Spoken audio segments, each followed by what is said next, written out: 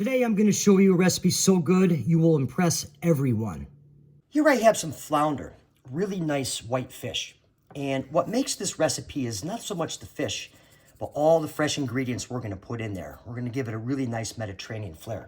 What you want to do is you want to add just a little kosher salt and a little black pepper to our fish. And we can set it aside. You want to get your pan going medium heat, a little olive oil, some red onions.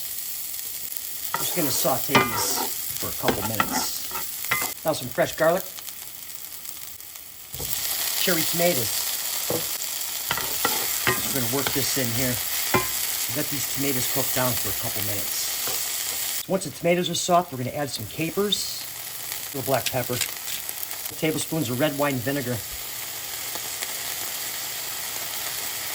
about a tablespoon of fresh honey. So we're going to work that in there.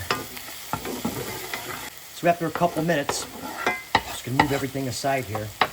We're going to take our fish. This fish is so thin, it's going to take about 30 seconds per side to cook. Pinch of salt, a little black pepper, lemon zest. All right, ready to go. Just going to give it a gentle flip. And now we can just kind of give it a nice baste. Just get that right on there. So our fish is done. Just going to put that right on my plate here.